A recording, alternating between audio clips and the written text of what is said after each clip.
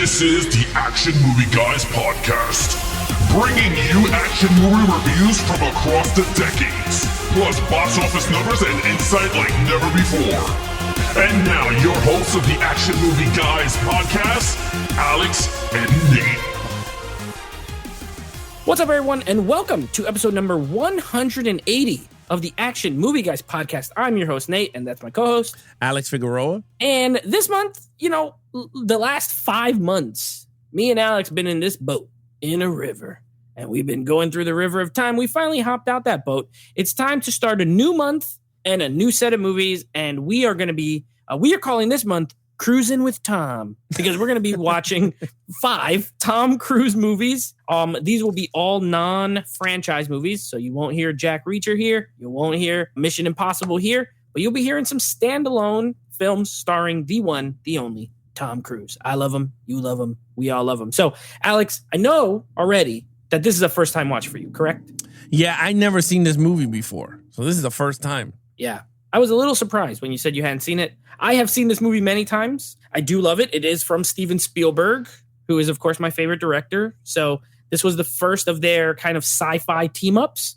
And don't worry, we'll be reviewing the other one. But yeah, so this is from 2002, Minority Report. Let's go over some Rotten Tomato scores before we get into the review. So Minority Report, it looks pretty good. This, you know what, between this and Spider-Man 2, we watched some really quality films as far as reviews are concerned, because this is at a 90% critic score and an 80% audience score. So a very well-liked film as far as reviews are concerned, according to Rotten Tomatoes. So anything surprising there now that you've actually seen it? Not to me, but to you? No, I think it's pretty dead on, to be really honest with you. And I know this was a TV show. I just saw it too. It says TV show. I think in 2015 they tried to make it into a show. There was a video game for it too on Xbox. That was actually really fun. It was fun. I wouldn't say it was good, but it was fun. There's a difference. Like, this is not super deep gameplay, but I'm having a good time. You have the little guns with the little that shoots out the sonic energy or whatever. So it was pretty fun. Okay, besides the point, we're going to be reviewing the movie. So, Alex, when I host, you get the lucky opportunity to go first. So, lead character, of course, played by Tom Cruise, John Anderton, not Anderson. Anderton is the lead character in this. Please, take it away. Okay, so he was good. I liked his character. Now, his character was he has struggles within him. He lost his son. He was divorced. You find that out halfway towards the end, when he starts to do his running around, and it was very cyberpunk type game, futuristic, augmenting yourself and doing all that. And I liked it. I thought it was really good. His character is a very strong character. He was this head of this organization that could basically stop crime before it happens. That's what I got the gist of. Like pre-crime. Pre-crime, before it happens. I thought that whole situation was actually really good. I thought it was good. I was hooked on that point. I was like, the character was very fun.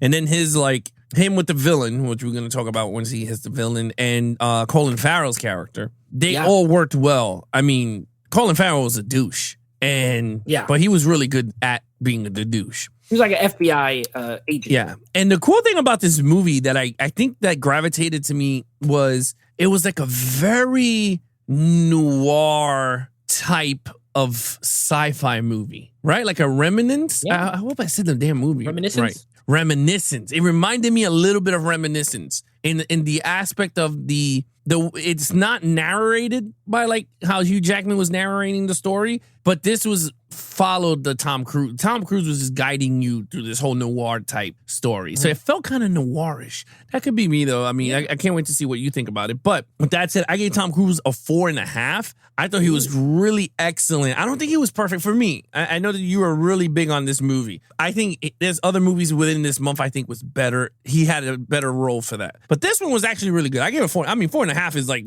really big, but yeah. I did give him the 5 because I do like that he is a fully developed character. Yeah. He is really good at his job. You don't want to commit a murder when this guy is, like watching the screen and getting the little wooden balls and all that kind of stuff, because he will get you and he will figure out where you live and he will figure out how to do it. He's a great cop, great at his job, and he's a good man, but he got some issues. Okay, and I love that they go into the backstory of why he has these issues. He's on drugs. You know what I mean? Why? Because his son died, and he feels at fault because he was there when he got kidnapped. Well, he doesn't die. He gets kidnapped. I'm sure he's dead, but they don't outright show him die. He loses his wife because he could not get past this, essentially. So he joins this unit to make sure something like that never happens again. Then it's a conspiracy. So yeah, this is a little bit of both, a film noir kind of, like Blade Runner is a film noir, and this has some elements of that as well, but very conspiracy movie. You know what I mean? Like someone's framing someone, and you don't know who's framing who and why. It is very, very well done. But I love him. The whole time I'm rooting for him, even with his problems, like, okay, this guy's a druggie, but you still want him to like find out who's doing what and get to the bottom of everything. I think that's the key to a great lead character. So yeah, I gave him a 5. 4.5 is also great. Okay, main villain. Now this is the great Max von Sydow is playing him. He's Dr. Lamar Burgess is his name. What did you think? I gave him a 4. He's excellent in the movie. I'm not saying he's not. He is really good in the movie. The fact is he's only in a few scenes. Yeah. He's in the beginning and then he's at the end. And a little bit in between. Like actually in one scene in between. When he's on the run, he calls him on the phone. Other than that, like he is really, really good. I figured him out within 45 minutes into the movie. I was like, wait a minute.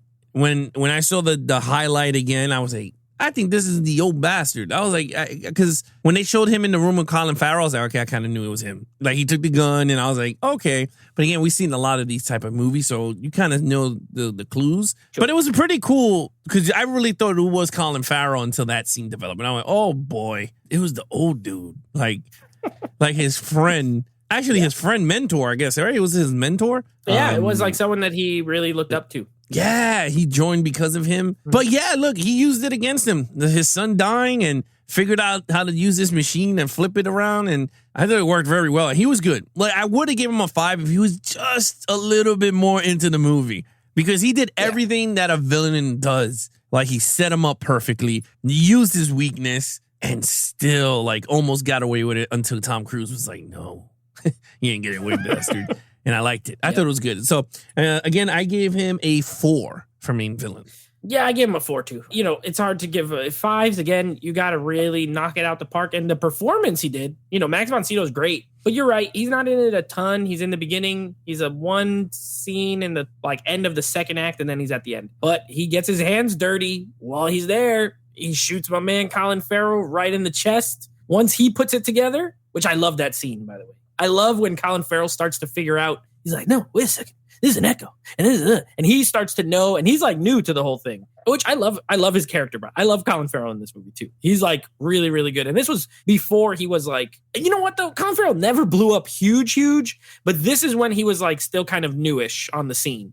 And he's really good. He shoots him and he also murdered that lady. So it's not like he's not killing, like he kills people. The actual character. You're right. The cover up was good. The plan all makes sense, but he messed with the wrong guy who's really good at his job. And then he gets his wife involved. I love that scene where she's tying the tie and it's like, well, look into this lady got drowned. And she stops tying it. She's like, I didn't say she got drowned.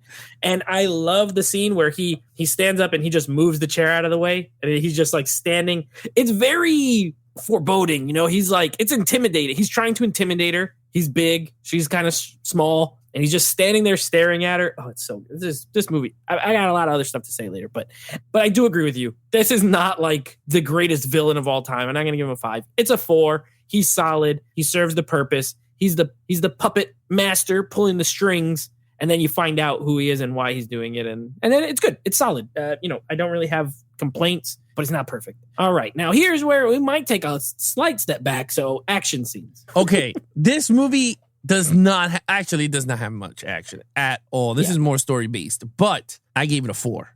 It did not hold up still. I'll be honest with you. It did not hold up at all, the scenes, but it delivered. I thought it was good when he was on the run. I was like, okay, I thought we were going to get like the Tom Cruise running like he does, but we didn't get that. But I kind of like him fighting with the jets. He fought his friends pretty much that's what you get throughout the whole movie. I liked when he was in that floating car scene. I thought that was pretty cool. That's pretty much everything you got there was just the floating car scene, him fighting the guys in the alleyway, him running through the building. Oh, and then him putting the eyes, and then he had to go in the tub of water. And the spiders from the spiders. And they still found him, though, because he zapped the water. Yeah. I thought that was funny. Yeah, that was funny, because the bubble comes up. Yeah, that's hilarious. Yeah. So, with that said, I gave it 4 because I kind of enjoyed it with this story. I thought it fit this story. Now, if it was like other movies, I would have said a 3 for good. But I think for this type of story, I think it worked very well for me. So I'll give it a 4. This is going to be funny because I love this movie and I gave it the 3.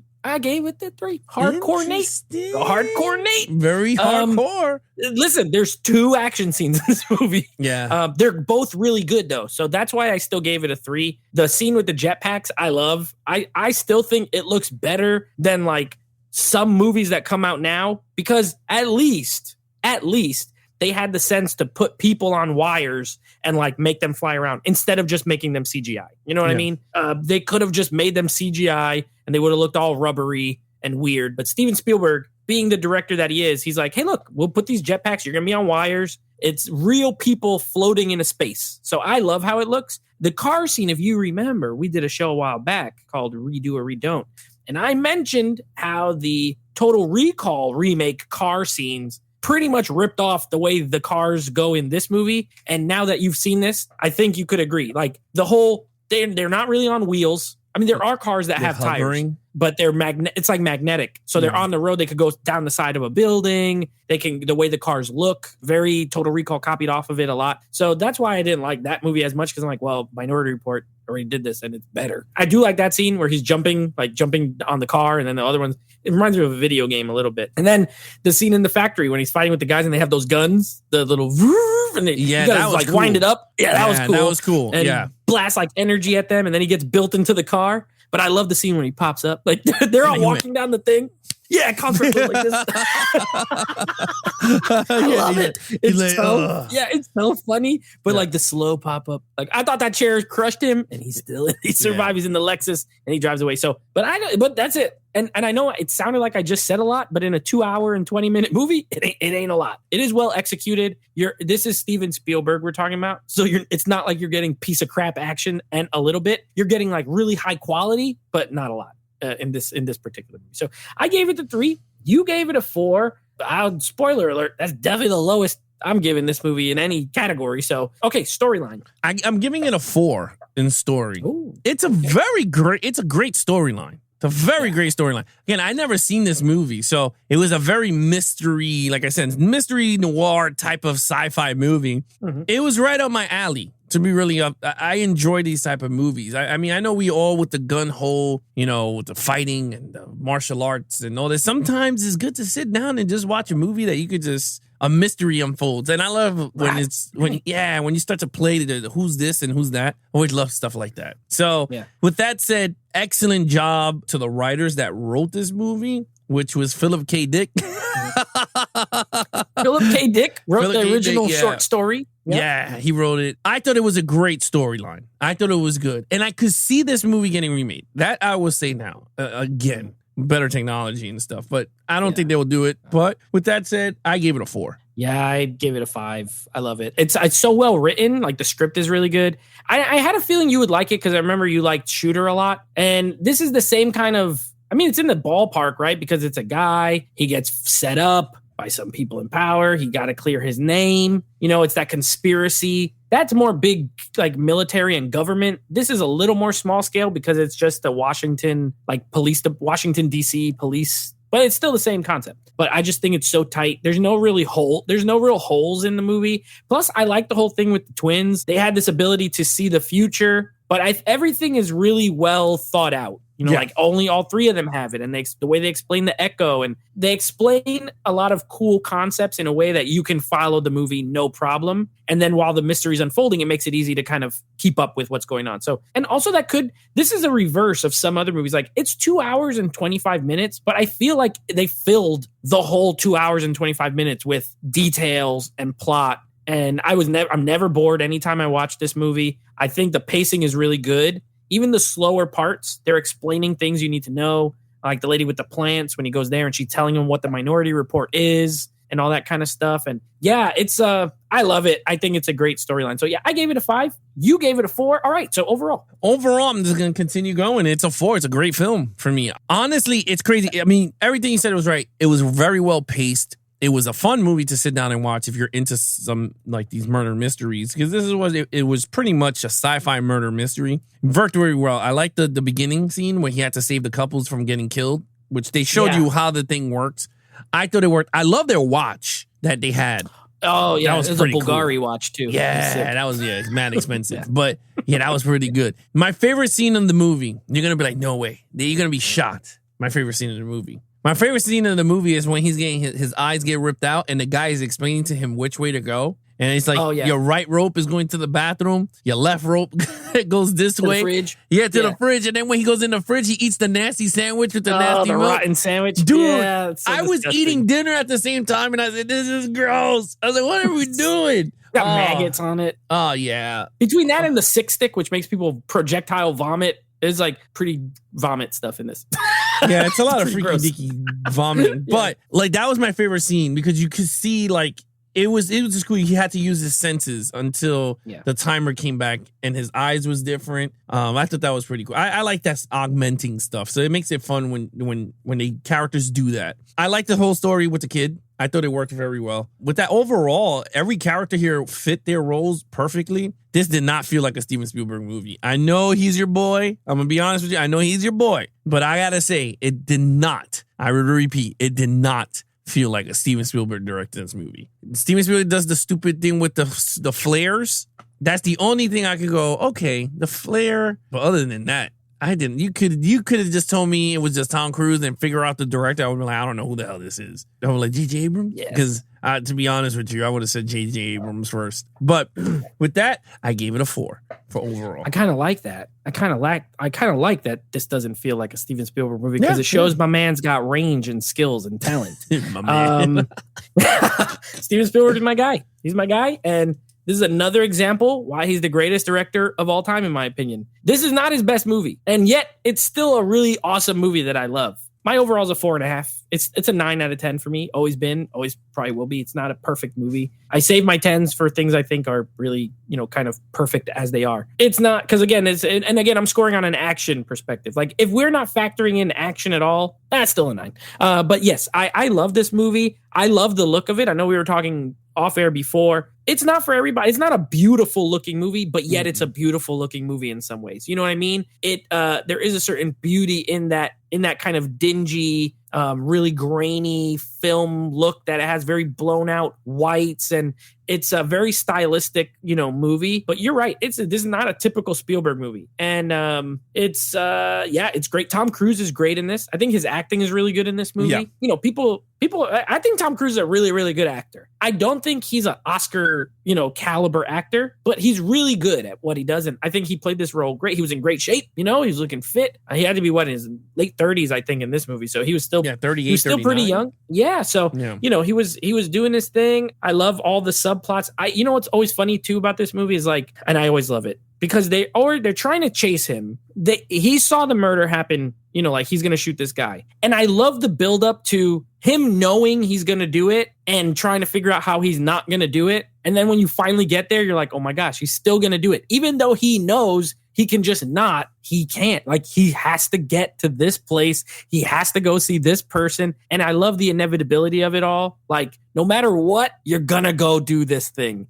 And the people chasing him, no matter what, you're not going to catch him because he has to get to that hotel room with Leo Crow. And I love that whole aspect of it. So yeah, it's a 4.5 for me. What is your total? My total is a 20.5. It's a 20.5. Yeah. 20.5. Yeah. I'm at 21.5. So we're pretty close. 21.5, 20.5. Yeah. A great movie. I'm glad you finally got to watch it. Again, not for Spielberg. To me, it's like in his second tier, but his second tier is better than some other people's first tier for me. So it's just a great film. And it's a good mix of genres, right? You got a little bit of action. You got sci-fi, noir, conspiracy, a murder mystery. Yeah. And the best part is it's a murder mystery where they stop. The murders don't even happen, right? Like Yeah, They stopped them in it. advance. Yeah. So And the crazy thing is that so far we did 2 Steven Spielberg movies that I never seen, between Duel, Minority Report, Which and was those 2 movies did not feel like a Steven Spielberg movie. Like if you would have told me Duel, I would have been like, okay, this would look like some generic 70s director did this movie. And then this Minority, like I said, I think J.J. Abrams directed this movie. It felt like it, but it's not. It was very well put together. It's very, like, I would like to own it. I just found out that Disney owns the rights to Minority Report, so you're not getting a 4K. yeah, no, movie, I have the Blu-ray, and I'm not gonna get rid of it probably ever. I'll No. probably just keep the Blu-ray because I don't think I'm gonna get one. But yeah, and then of course the other aspect I forgot to mention that I love is the whole morality of the movie. Like, right, these guys are arresting people who technically didn't do anything yet. You know what I mean? Like, they are arresting them and putting them in this thing, and they didn't commit the crime, even though these things said they were going to. And I love how he explains it with the ball, where he throws the ball down the thing. Colin Farrell catches it. Like, well, why'd you catch it? It's like, because it was going to fall. It's like, but it didn't fall. You caught it. Just because you caught it doesn't mean it wasn't going to happen. And Colin Farrell's like, trying to be tricky. I love that. I love that whole scene. It's fantastic. But anyway, that's Minority Report. Now, next week, we're doing another. Oh, this is pretty good. I don't know how this happened. This is my bad. But we're doing another Steven Spielberg, Tom Cruise team up. The other of their sci-fi movies. We're doing War of the Worlds, which is, of course, from 2005. And fun fact, a movie I saw right after my graduation. I graduated high school, went to see this at the theater right after. So a big summer blockbuster movie. And of course, Spider-Man 3, the most talked about, gotta be the most talked about Spider-Man movie at this point. I mean, more debates than any other Spider-Man movie for sure about Spider-Man 3. So next week, you're going to get Spider-Man 3, you're going to get War of the Worlds, and we're going to tell you what we think about them. Yeah, it's been a while since I seen War. I mean, I brought the 4K, so when that came out, that's when I saw it. When they did I have it on 4K, and I've not put it in yet. Oh, and from what I remember, that one has a very stylized look too. So I'm interested to see how it looks. You might like it. You're gonna be like, you know what? I kind of enjoy that one. I remember it looked pretty good. Movie. Yeah. Susio. I remember I that was the only movie I was just say right now as a little quickie. I hated the ending. That's all I will say. I hated the ending. Well, I'll tell you why next week. Okay. Other than that, you guys want to follow us on our social media accounts, please follow Nate over on Instagram at Netflix Reviews. Check out the podcast with him and his friends called Netflix Movie Reviews. Think action movie guys, head over to youtube.com/Geeks and Flicks for a video version of the podcast, or head over to an official website at www.geeksandflicks.com, where you have all the podcasts at your disposal from video to audio. Video versions are still catching up, so those are dropping weekly on the YouTube channel for your enjoyment. Other than that, that is your host, Nate from Netflix Reviews. I'm his co-host, Alex Figueroa. Be awesome to each other and geek out.